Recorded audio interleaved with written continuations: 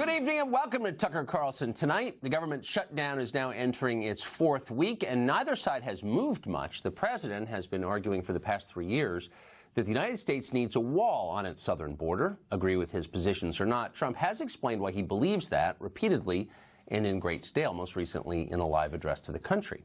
Democrats, meanwhile, have argued the opposite. America should not have a border wall, they've said again and again.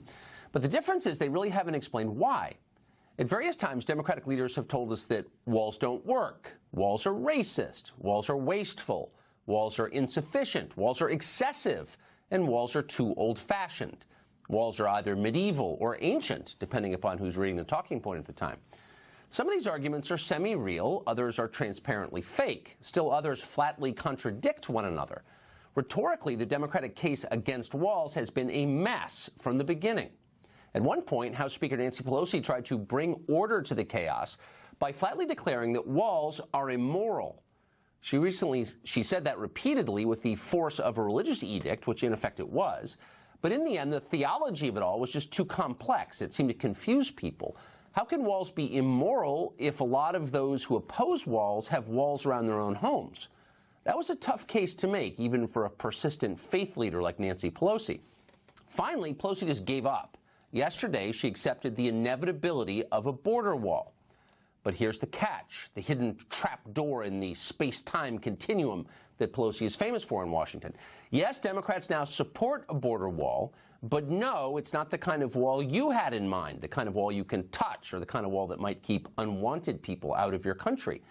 It is instead a digital wall. It's a massive, invisible edifice constructed entirely of virtual ones and zeros that reside in some Amazon server farm somewhere in suburban Virginia. It is the wall of the future, in other words, a wall that Google might build and probably will. Pelosi calls it a technological wall. We are proposing is to build the infrastructure of the ports of entry, strengthen that, the ports of entry, spend the money, it's hundreds of millions of dollars, but accessible to have the scanning technology, to scan cars coming through for drugs, contraband of any kind, weapons even. Repair the roads, facilitate immigration and trade in those regions. The positive, shall we say, almost technological wall that can be built is what we should be doing. Of course, a technological wall. Why didn't we think of that? But wait, you say, aren't all walls technological walls? The only difference, of course, is in the kind of technology they employ. Well, yes. But before you get hung up on some semantic point, just be grateful that Pelosi is using the W word at all. There was a time not so long ago when she was telling us that a fleet of lawnmowers would be enough to secure the border. Let's talk about where a more serious structure might be necessary, where fencing will do, where mowing the grass so that people can't be smuggled through the grass. Well, at a certain point, you begin to wonder if Democrats are really as serious as they say they are about wanting to secure our border. Maybe you've asked yourself that question. Well, wonder no more. They are not interested, officially.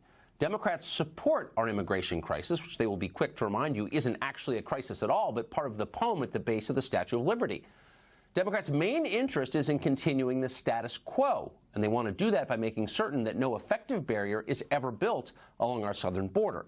To achieve that, Democrats and their faithful lackeys in the press will say anything, literally anything.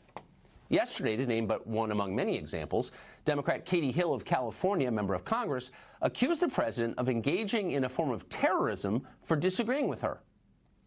It gets more and more frustrating every single day to see how irrational he is, and we can't accept this anymore. To me, this is political terrorism. Terrorism! Maybe that's next week's talking point. Check the Sunday shows to see if it makes an appearance there. This week, the phrase was vanity project. The wall, they're telling you, is somehow the president's vanity project, like a remodeled basement rec room or the Clinton Presidential Library. Some consultant thought up that line and emailed it to Pelosi and Schumer, who made certain that every Democrat in Washington included it in virtually every publicly uttered sentence for a period of at least 24 hours, which of course they were happy to do, being robots. Watch. A construction brigade for the president's vanity project. Doesn't necessarily require our building a vanity project concrete wall. For one thing, this is a vanity wall. The president is holding it up because of his vanity project. The president of the United States has a vanity project that he doesn't want to give up. He's spent on the issues that impact them every day, not on the president's vanity project. This issue is about a vanity project for this president. Right. Vanity? Well, that's a new concern in Washington. As it turns out, vanity is actually the main reason the left loves mass immigration in the first place. They let millions of poor people into your country at your expense, but they get to feel like heroes for doing it. It's really the equivalent of forcing a stranger to dump his wallet into the collection plate at gunpoint and then taking the tax deduction for it. It's a pretty great deal if you're the one holding the gun. In fact, you might call it the ultimate vanity project.